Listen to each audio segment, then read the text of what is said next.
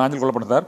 இப்போ அதிமுகவில் பல அணிகள் என்பது இப்போது எல்லாமே வந்து சசிகலா அவங்க வந்து திறந்தோப்பு சின்ன சசிகலா ராமதாஸ் கூட்டணி ஒரு அணியாக நிற்கிறாங்க. ஓபிஎஸ் இங்கே வந்துட்டார். இங்கே அவருடைய போர்டு நாயக்கனூர் தொகுதியில் வேட்பாளராக நிற்கிறார். தென் மாவட்டங்களில் அவங்க போய் பிரச்சாரம் பண்ணுறாங்க. இப்போ வந்து கடந்த முறை டிடிவி தினகரன் பெற்ற அந்த வாக்குகள், தென் மாவட்டங்களில் பெற்ற வாக்குகளை இந்த முறை இந்த சசிகலா தரப்பு பெறுவதற்கான வாய்ப்பு இருக்குதா? நீங்கள் எப்படி பார்க்குறீங்க கள நிலவரத்தில்? அதாவது திரும்ப சசிகலா அம்மா வந்து இந்த 3-4 ஆண்டு காலம் அண்ணன் ஓபிஎஸ் அவர்கள் சட்ட போராட்டம் பண்ணும்போது எடுக்கும்போதெல்லாம் அவங்க வரல. நல்லா புரிஞ்சுருங்க. தினகரன் ஒன்றும் கூடால வந்து நின்று எந்த கையும் முடிக்கல. தினகரனையும் இணைச்சிடுங்க ஐயா, சசிகலா அந்த அம்மாவையும் இணைச்சிடுங்கன்னு சொல்லி தான் இவர் இந்த சட்ட போராட்டத்தை நடத்தினார். இந்த தர்மயுத்த பார்ட் 2 போராட்டத்தையும் நடத்தினார். ஆனால் கடைசியில் இவரை கலத்தி விட்டுட்டு தினகரனை சேர்த்துக்கிட்டாங்க. அது ஏன்னா டெல்லி எஜமான்கள் சொன்னதுனால கேட்டுக்கிட்டாப்புல, அது வரைக்கும் கேட்காத ஆட்கள். ஆனால் சூழ்நிலை அவரை தனிமைப்படுத்தப்பட்டது.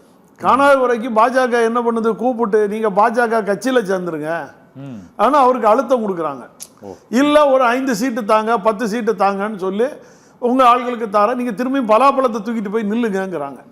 அவரால் செயல்படுத்த முடியாது. அப்போ அவர் என்ன நினைக்கிறாரு, தன் மக்கள் திலகம் வாழ்ந்த இயக்கம் எம்ஜிஆர், புரட்சித் தலைவர் எம்ஜிஆர் வந்து கடைசி 10 ஆண்டு காலம் தான் சார் வந்து 72லேருந்து அந்த 5 ஆண்டு காலம் தான் வந்து உங்களுக்கு எதிர்த்து திமுகவை எதிர்த்து கொடுத்தார ஒழிய, திமுகவனா அந்த அவர் தலைவரை எதிர்த்து தான் அந்த குரல் கொடுத்துருப்பார் ஒழிய கட்சியை எதிர்த்து எந்த குரலும் கொடுத்ததில்லை.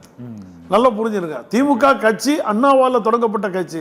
அந்த கட்சி அழியணும்னு நினைச்சு அவர் வருத்தம் நினைச்சதும் கிடையாது. அதனாலதான் அண்ணா திமுகங்கிறத ஒண்ணு உருவாக்குனார். நல்லா புரிஞ்சுங்க. அதனால இவர் அங்க போனதுனால அதை திமுக இருக்கிறவங்களும் தாய் உள்ளத்தோட அணைச்சிடுவாங்க. அண்ணன் ஸ்டாலின் அவர்கள் மனதார அவரை ஏத்துக்கிட்டாரு. ஆனா நம்ம அண்ணன் என்னன்னா, கூடால போறவருக்கு ஒரு 4-5 பேரை கையோட ஒரு சீட்டு வாங்கி கொடுக்கணும், தான் கூடாலே தன்னோட இருந்தவங்களை காப்பாற்றணுங்கிற ஒரு எண்ணம் அவருக்கு இல்லாம போயிட்டுங்கிறதா எங்களை போன்றவர்கள் உள்ளவங்களுக்கு உள்ள வலிய ஒழியா. அதனால ஓட்டுக்கு ஒன்றும் பாதிப்பு இருக்காது. அவர் மனசு இனிமேலாவது திருந்தணும், மாறணும், தான் கூடால வரவங்களே 10 பேரை அனுசரிக்கணும், 10 பேரை காப்பாற்றணுங்கிறதா. சசிகலாவுக்கு போமா கேட்கிறேன். இல்ல, சசிகலா அம்மா வந்து சொல்றதுனால அது வந்து எடப்பாடி பழனிசாமிக்கு தான் பெரிய பாதிப்பு. ஏன்னு கேட்டீங்கன்னா, அதனாலதான் நான் சொல்றேன், 2வது இடத்துக்கு தான் அவர் விஜய் வருவாரு, 3வது இடத்துக்கு தள்ளப்படுவார். ஒரு சில இடங்கள்ல சீமான் 3வது இடத்துக்கு வருவாரு, 4வது இடத்துக்கு தள்ளப்படுவார் எடப்பாடி பழனிசாமிங்கிற.